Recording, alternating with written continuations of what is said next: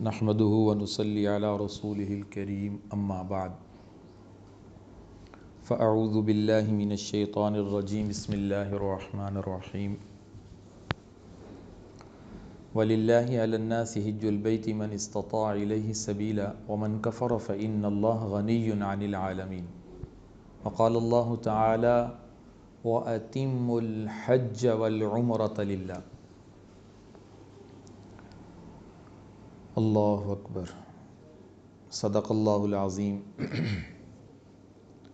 اللہ تعالیٰ کا بے حد شکر اور احسان آپ کے اوپر ہوا ہے۔ اللہ پاک نے آپ کو اپنے گھر کا مبارک سفر نصیب فرمایا ہے۔ اسلام کی بنیاد 5 چیزیں ہیں۔ اسلام کی بنیاد 5 چیزیں ہیں۔ شہادت لا الہ الا اللہ و ان محمد الرسول اللہ، الحمدللہ ہمیں حاصل ہے۔ اقام الصلاۃ، نماز کا قیام، الحمدللہ ہمیں حاصل ہے۔ و ایتاء الزکوٰۃ، زکوٰۃ کی ادائیگی، الحمدللہ مسلمان ہم زکوٰۃ کی ادائیگی اہتمام سے کرتے ہیں، ہمیں حاصل، ہم اپنے اللہ کا شکر ادا کرتے ہیں۔ وصوم رمضان، رمضان کے روزے اسلام کی بنیاد ہے۔ 5 چیزیں، الحمدللہ رمضان کے روزے ہماری زندگی میں۔ والحج، اللہ کے گھر کا حج، یہ بھی اسلام کی بنیاد ہے۔ اور ہمیں اللہ نے 4 چیزیں نصیب فرما رکھی تھیں، ایک چیز سے ہم محروم تھے، اللہ نے ہمیں اس کی بھی توفیق عطا فرما دی اور ہمیں قبول کر لیا۔ اور حج کرنے کے بعد آپ کے دل میں ایک عجیب سا اطمینان، سکون نصیب ہوگا کہ الحمدللہ اسلام کی بنیاد میں نے کھڑی کر دی۔ جب بنیاد مضبوط ہو جاتی ہے پھر اس کے اوپر جو عمارت قائم ہوگی وہ بھی تو مضبوط ہوگی، اور عمارت کی جو تکمیل ہوگی وہ بھی بڑی اچھی ہوگی۔ آپ حضرات کی حج کے بعد اسلام کی بنیاد کی تکمیل ہو جائے گی، بنیاد مکمل ہو جائے گی۔ ایک چیز باقی تھی، اللہ کی توفیق سے اللہ نے قبول فرما لی ہے۔ ہم نے کلمہ پڑھا نا، لا الہ الا اللہ محمد الرسول اللہ۔ کلمہ پڑھنے سے ہمیں اللہ کا تعارف نصیب ہوا کہ اللہ پاک کون ہے، اللہ کا ہمیں تعارف ہوا۔ جب کسی سے تعارف ہوتا ہے، سب سے پہلے تعارف ہوتا ہے، اور تعارف کے بعد محبت ہوتی ہے، تعلق بنتا ہے۔ تعلق، اللہ نے تعلق اپنے ذات سے بنانے کے لیے ہمیں نماز دی کہ جب تم نماز پڑھو گے تمہارا تعلق مجھ سے بڑھے گا۔ حضرت علی فرماتے ہیں جب میرا دل کرتا ہے کہ میں اللہ سے باتیں کروں تو میں نماز شروع کر دیتا ہوں، جب میرا دل کرتا ہے اللہ مجھ سے باتیں کرے تو میں قرآن پڑھتا ہوں۔ تو گویا اللہ سے تعلق بڑھانے کے لیے تعارف کے بعد نماز ملی۔ جب تعلق بن جاتا ہے پھر محبت تو ہو جاتی ہے، مال خرچ کرنے کو دل کرتا ہے کہ اس کے اوپر مال خرچ کروں، اور پرواہ نہیں کرتا۔ اللہ نے زکوٰۃ دی، اگر میرا تعارف تمہیں ملا، میرا تعلق بھی ملا، اب تعلق کیسا ہے، یہ محبت کے درجے پہ پہنچا یا نہیں پہنچا، تمہیں جو مال دیے دو مجھے، میرے راستے میں دینا، مجھے دینا ہے۔ بندہ اللہ کے راستے میں خرچ شروع کر دیتا ہے کہ اللہ آپ کو دے رہا ہوں۔ اب حج پہ خرچ کر رہے ہیں، کس کو دے رہے ہیں، کس کے راستے میں جا رہے ہیں، اللہ کے راستے میں جا رہے ہیں۔ اور پھر تعارف ہوا، تعلق بنا، اور تعلق کے بعد محبت نصیب ہوئی، محبت میں مال خرچ کیا، اور پھر اس محبت میں انسان اپنی بدنی مشقت بھی اٹھاتا ہے۔ اس کے لیے اللہ نے ہمیں روزہ دیا۔ میرے ساتھ محبت کا دعویٰ ہے، تم اپنے نفس کو میری محبت میں غالب کرتے ہو یا میری محبت کو غالب کرتے ہو؟ ہم روزہ رکھ کے کہتے ہیں یا اللہ نہیں، ہمارا نفس غالب نہیں ہے، آپ کی محبت غالب ہے۔ ہم روزہ رکھ کے کہتے ہیں آپ کی محبت غالب ہے، ہمارا نفس نہیں ہے۔ کتنے نفس کے تقاضے ہم دبا دیتے ہیں، اور پھر جب محبت ہو جاتی ہے، تعلق بن جاتا ہے، تعارف بن جاتا ہے، پھر اس کو دیکھنے کو دل چاہتا ہے کہ اب دیکھوں۔ اللہ تعالیٰ کو ہم دیکھ نہیں سکتے، لا تدرکہ الابصار وہو یدرک الابصار وہو اللطیف الخبیر، اس دنیا کی آنکھ سے نہیں دیکھ سکتے۔ تو اللہ تعالیٰ نے ہمیں ایک نظام دیا کہ تم مجھے دیکھ تو نہیں سکتے، تم مجھے دیکھ تو نہیں سکتے، لیکن میرے گھر کو دیکھ سکتے ہو۔ کچھ محبت میں تمہیں تسکین مل سکتی ہے۔ آؤ وَلِلَّهِ عَلَى النَّاسِ حِجُّ الْبَيْتِ، ساری دنیا کے لوگوں کے لیے اعلان، اللہ کے لیے۔ قرآن کے اندر جتنے بھی اللہ نے فرائض کی آیات نازل فرمائی ہیں، اقیموا الصلاۃ، نماز پڑھو، کتب علیکم الصیام، روزے رکھو، آتوا الزکوٰۃ، زکوٰۃ دو، لیکن جب حج کی فرضیت کی آیت نازل فرمائی، اللہ کا انداز عجب تھا۔ کہاں سے شروع کی؟ وَلِلَّهِ، اپنے نام سے۔ حالانکہ اور بھی فرائض نازل ہوئے، لیکن حج کی فرضیت کے لیے اللہ نے اپنے نام سے آغاز کیا، وَلِلَّهِ۔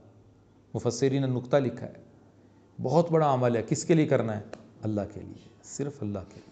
اتنی نیت پہ اوپر نگرانی کرنی، اتنا ساتھیوں کو یہاں سے سمجھا کے بھیجتے ہیں، نہیں مانتے، نہیں مانتے۔ اس میں شہرت، نام و نمود، سیلفیاں، ٹک ٹاک، سٹیٹس، فیس بک، پل پل کی فیس بک، اتنا پیسہ لگاتے ہیں۔ وَلِلَّهِ، اللہ کے لیے۔ پہلے تنبیہ کر دی، اللہ کو پتہ تھا کہ لوگ آئیں گے، اس حج کے سفر کو شہرت کا ذریعہ بنائیں گے، حاجی صاحب کہنے کا ذریعہ بنائیں گے، نام و نمود کا ذریعہ بنائیں گے۔ پہلے متنبع کیا، نہ ایسا نہ کرنا، وَلِلَّهِ، اللہ کے لیے کرنا، علی الناس، ساری دنیا کے لوگوں پہ، علی المومنین نہیں، علی المسلمین نہیں۔ بیت اللہ کی طرف آؤ، میرے گھر کی طرف دوڑو۔ ابراہیم علیہ السلام نے اعلان کیا تھا نا، وَأَذِّن فِي النَّاسِ، وہ اعلان کا اثر جس جس کی روح کے اندر داخل ہوا، آج روحیں وہ پہنچ رہی ہیں وہاں پہ۔ وَأَذِّن فِي النَّاسِ، ابراہیم تو نے بیت اللہ بنا دیا، اعلان کر دو۔ انہوں نے اعلان کیا وہاں پہ کھڑے ہو کے، آؤ اللہ کے گھر کی طرف، رجالن، پیدل چل کے آؤ، سواریوں پہ سوار ہو کے میرے گھر پہنچو۔ ساری دنیا کیسے دیوانہ وار دوڑ رہی ہے، اس اعلان کا اثر ہے۔ ساری دنیا کے انسانوں سے خطاب، سب آؤ، لیکن اگر غیر مسلمانہ چاہتا ہے اسے ایمان قبول کر کے آنا ہے۔ خطاب انہیں بھی ہے، اعلان انہیں بھی ہے، دعوت انہیں بھی ہے، تم بھی آؤ، آؤ تسی میرا گھر دیکھو، لیکن تم نے ایمان قبول کر کے آنا۔ حج البیت من استطاع الیہ السبیل، بیت اللہ کا حج تمہارے اوپر ہے جب تمہارے اندر طاقت ہے، سب پر نہیں ہے، راستہ صاف ہے، اللہ پاک نے رزق دیا ہے، بآسانی وہاں پہنچ سکتے ہو، تو من استطاع الیہ السبیل۔ اگر تم نہیں جاؤ گے، کروڑوں کے لوگ کروڑوں والے پھر رہے ہیں، اربوں والے پھر رہے ہیں، پیسے ہیں نہیں جا رہے، اللہ پاک فرماتے ہیں وَمَن كَفَرَ فَإِنَّ اللَّهَ غَنِيٌّ عَنِ الْعَالَمِينَ، تمہاری کوئی ضرورت نہیں مجھے، تم کفر کرو، تم انکار کرو حج کا، تم نہ جاؤ حج پہ، میں تو بے پرواہ، غنی عن، میں تو سارے جہان سے بے پرواہ ہوں، تمہاری ضرورت نہیں ہے۔ اگر تم نہیں آؤ گے میرے گھر، وَيَسْتَبْدِلْ قَوْمًا غَيْرَكُمْ، میں بدل دوں گا بندے، تمہیں لے جاؤں گا، ایسے بندے آئیں گے جو میرے گھر جائیں گے، میرے گھر کو آباد کریں۔ تو اللہ نے دوسری آیت میں یہ بات فرمائی، نیت کی نگرانی میرے عزیزو اتنی ضروری، وَأَتِمُّ الْحَجَّ وَالْعُمْرَةَ لِلَّهِ، حج کرو، عمرہ کرو، صرف اللہ کے لیے، وَأَتِمُّ الْحَجَّ وَالْعُمْرَةَ لِلَّهِ، اللہ کے لیے کرو۔ اس لیے ہم سب سے پہلا عمل ہم یہ کریں گے کہ ہم اپنی نیت کی اصلاح کریں گے۔ حضرت تھانوی رحمۃ اللہ علیہ فرماتے ہیں کہ ایک آدمی نے 3-4 حج کر رکھے تھے، اس کو مہمان ملنے آئے اور انہوں نے کہا کہ ملنے کے لیے آئے ہیں۔ اب اس کی کوشش تھی کہ میں ان کو بتاؤں کہ میں نے 3-4 حج کر رکھے ہیں، لیکن بات نہیں چل رہی تھی کوئی بھی۔ آخر کار شیطان نے اسے یہ سمجھایا کہ اس کے حج کو خراب کروں۔ وہ اپنے ملازم سے کہنے لگا جو میں تیسری مرتبہ حج سے گلاس لے کے آیا تھا، برتن لے کے آیا تھا، اس میں پانی لے کے آؤ۔ حضرت فرماتے ایک جملے نے تینوں حجوں پہ پانی پھیر دی۔ بتاؤ کیا سوچ ہے۔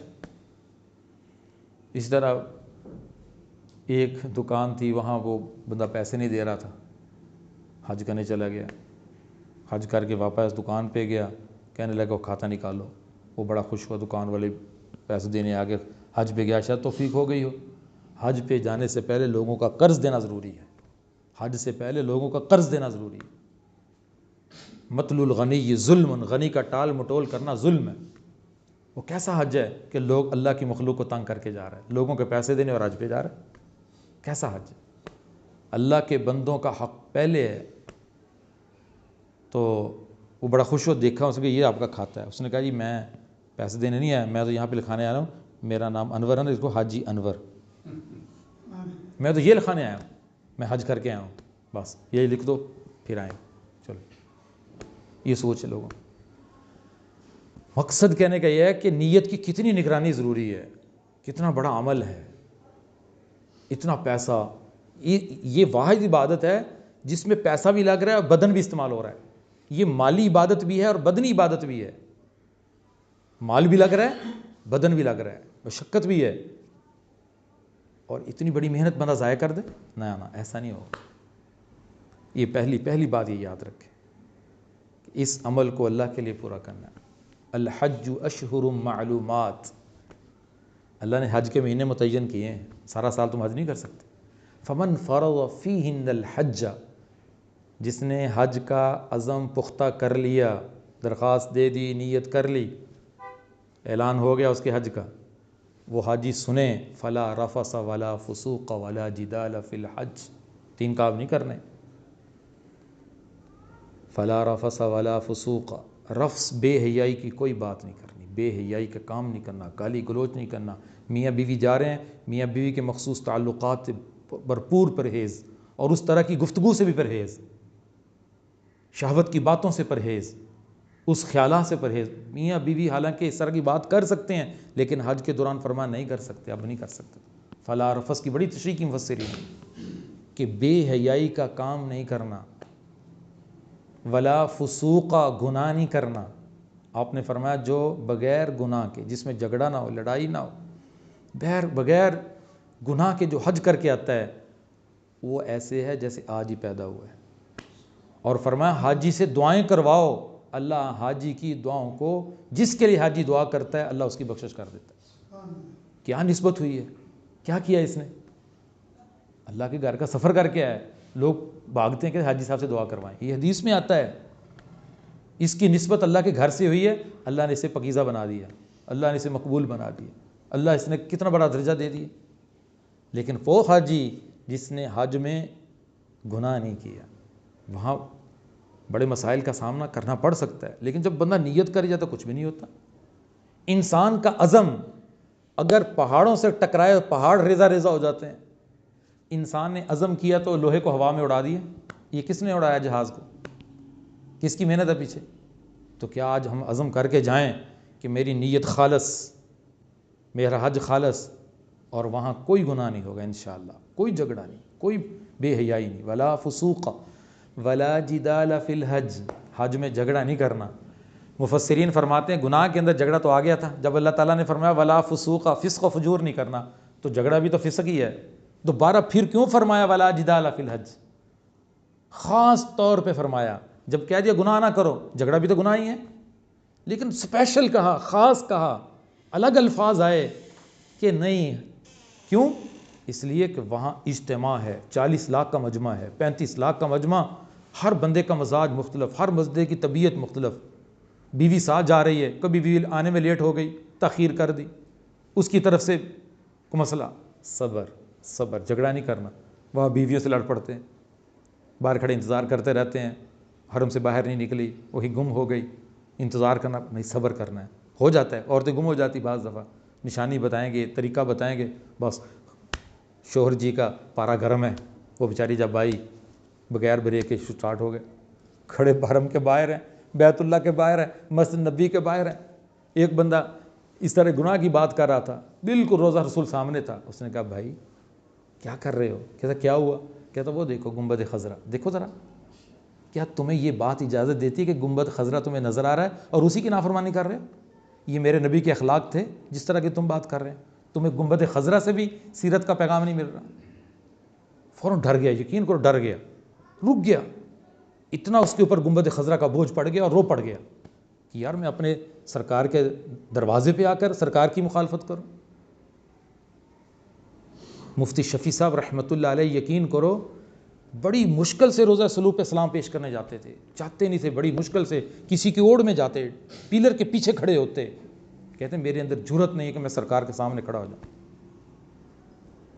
جن لوگوں کے اندر آپ کی عظمت اور محبت کے یہ عالم تھا, یہ جذبات تھے.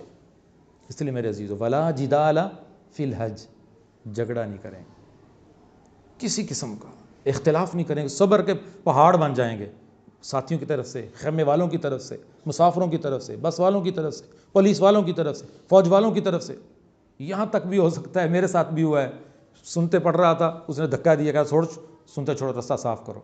اتنا طبیعت کے اوپر بوجھ, غصہ, کیا کریں, لیکن کیا کر سکیں سوائے صبر کے. لیکن اس صبر کے پیچھے جو ملے گا نا, وہ سارے وعدے سوچ کے جانا جو قرآن میں بیان ہوئے کہ صبر کا انعام کیا ہوا ہے. پتہ قرآن میں کیا بیان ہے صبر کا؟ سنیں, انما یوفی الصابرون اجرہم بغیر حساب. حساب ہی کوئی نہیں صبر دا, حساب ہی کوئی نہیں. بیٹا باپ کہے بیٹا تینوں بغیر حساب تو دینا, تو پاس ہو گیا ایک باری,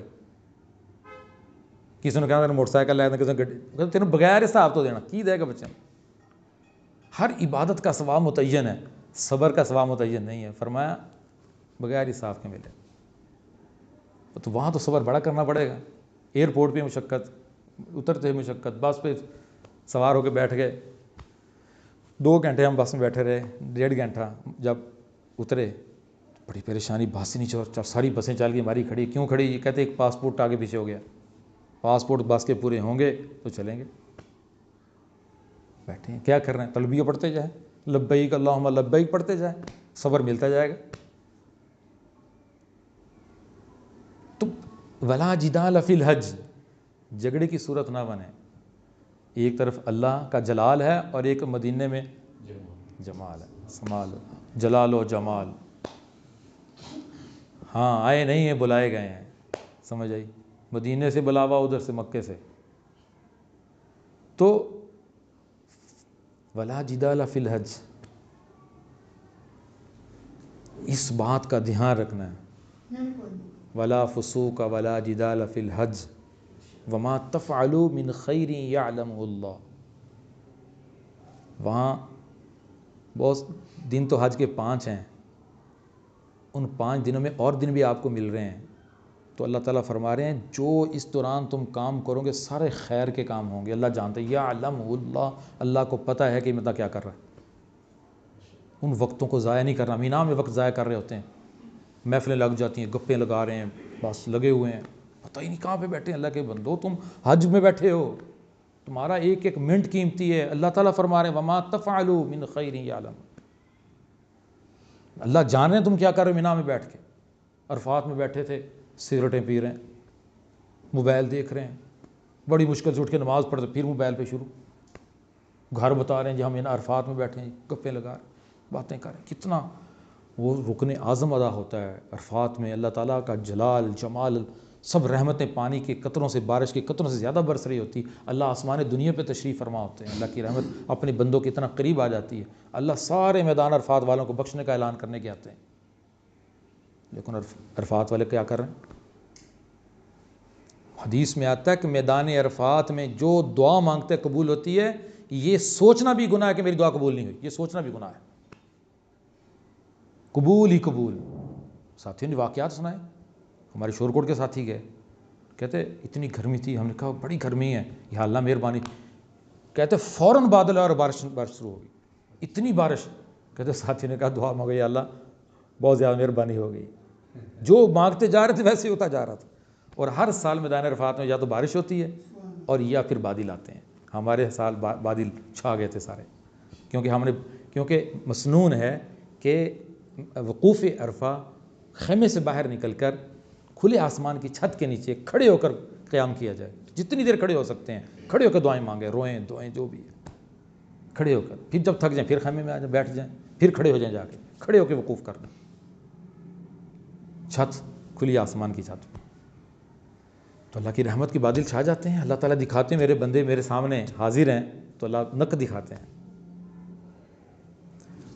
تو فرمایا کیا فرمایا؟ جو تم کام کرو گے اللہ انہیں جانتے ہیں. خیر یعلمہ اللہ.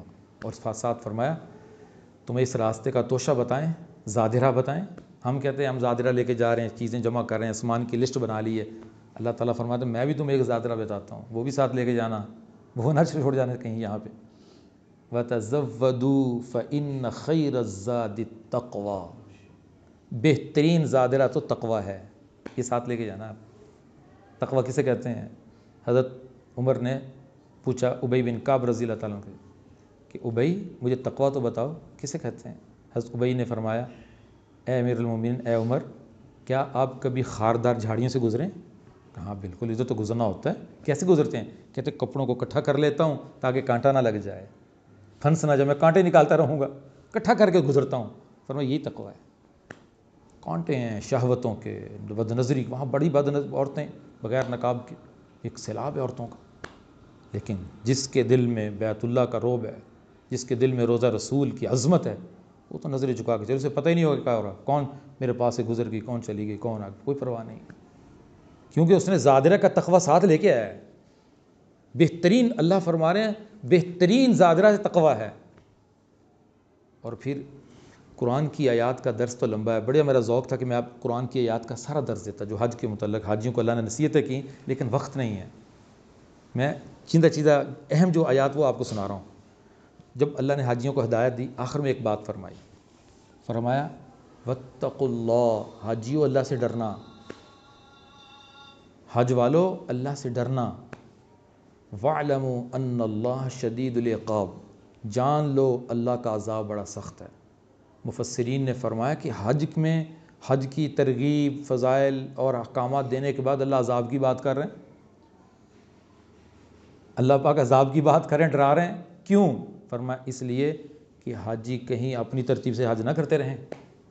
حج کرنا ہے تو میری ترتیب سے کرنا ہے، جو میرے نبی نے بتایا، جو میں نے قرآن میں بتایا. یوں حج کرنا ہے، جس وقت میں نے بتایا عرفات جانا ہے اسی وقت ہی جانا ہے.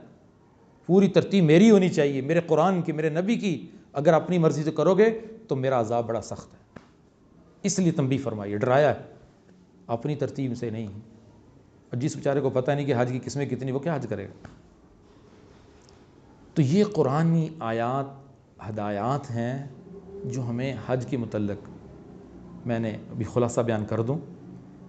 نیتوں کی نگرانی، اور ولا فسوق ولا فرس ولا فسوق، بے حیائی کا کام نہیں، بے حیائی کی بات نہیں، بے حیائی کی گفتگو نہیں، بے حیائی کی نظر نہیں، بے حیائی کی زبان نہیں، یہ کام نہیں کرنا. ولا فسوق، گناہ نہیں کرنا، جتنے بھی گناہ نہیں کرنا.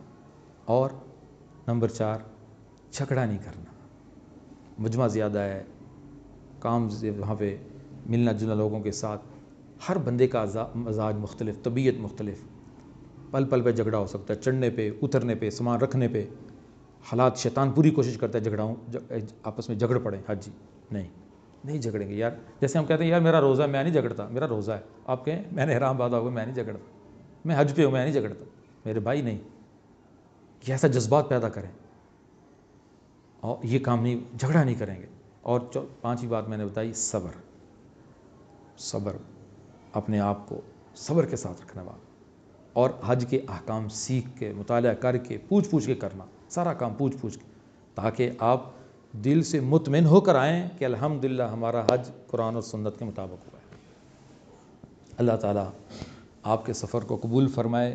یہ اتنی بات تھی جو میں نے